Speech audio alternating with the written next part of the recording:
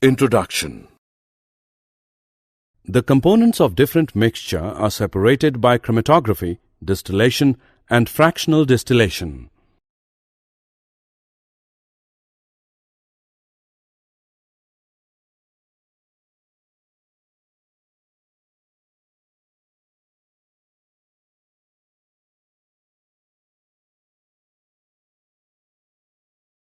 Objectives.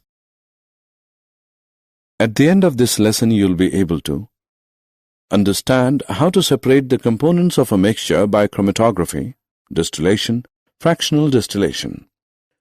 Know about separation of components of air. Discuss about purification of solids by crystallization. Classify the pure substances. Sublimation. This method is used to separate a mixture of sublimable component from a non-sublimable component by heating the mixture.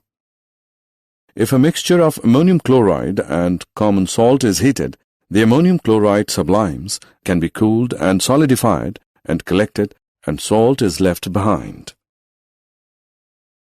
Chromatography. This method is used for separating colored components from a liquid by using a filter paper or blotting paper. Put a drop of ink near one end of a strip of filter paper and dip the end of the paper in a test tube containing water. Ink is a mixture of two or more colored components. The component which is more soluble in water rises faster and gets separated.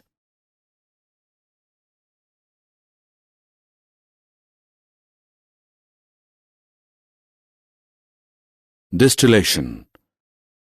This method is used for separating a mixture of miscible liquids by boiling the mixture and cooling and condensing the vapors. Simple distillation is used for separating a mixture of two miscible liquids having sufficient difference in their boiling points. If a mixture of acetone and water is heated in a distillation apparatus, the acetone, which has a lower boiling point than water, first boils and cools and condenses and is separated from the water. Fractional distillation. It is used for separating a mixture of two or more miscible liquids whose difference in boiling points is less than 25 K. Fractional distillation is used for separating the components of petroleum, separating different gases from air, etc. Separation of components of air. Air is a mixture of gases. The components of air can be separated by fractional distillation. Air is compressed by increasing the pressure and cooled by decreasing the temperature to get liquid air. The liquid air is then allowed to warm up slowly in a fractional distillation column. Then the different components separate at different heights depending on their different boiling points. Purification of solids by crystallization. Crystallization is the process of obtaining a pure solid in the form of crystals from its solution. By crystallization, we can obtain pure copper sulfate from its solution. Dissolve about 5 grams of copper sulfate in minimum amount of water. Filter the solution to remove the impurities. Evaporate the solution in a china dish to get a saturated solution. Cover the solution with a filter paper and allow it to cool. You will see pure copper sulfate crystals are formed. Types of pure substances. Pure substances are of two types. They are elements and compounds. Element is a basic form of matter which cannot be broken down into simpler substances by chemical reactions. They are metals, nonmetals, and metalloids. Metals have luster, sonorous, malleable, ductile, good conductors of heat and electricity. Example, iron, aluminium, zinc, mercury, copper, silver, gold, etc.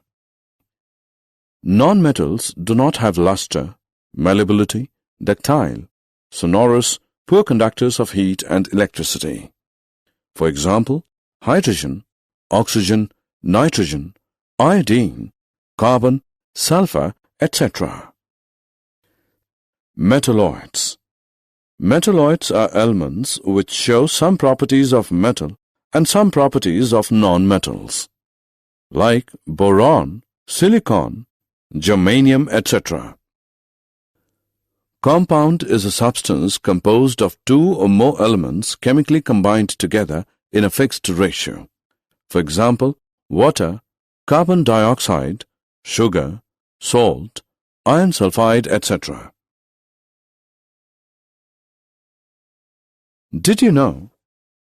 Our concept of an element is due to Robert Boyle, 1627 to 1691. His definition was experimentally based. An element could not be broken down into simpler substances. This meant that all element identifications were tentative, since better techniques meant that a compound, mistakenly thought to be an element, might be shown to be an element. Another important idea at that time was the immutability of atoms. An atom of copper has always been copper and always will be copper. Nothing can change that. This idea has been shown to be wrong by the modern discoveries of radioactivity, fission, and fusion. These topics overlap between physics and chemistry and will be studied later in the school year.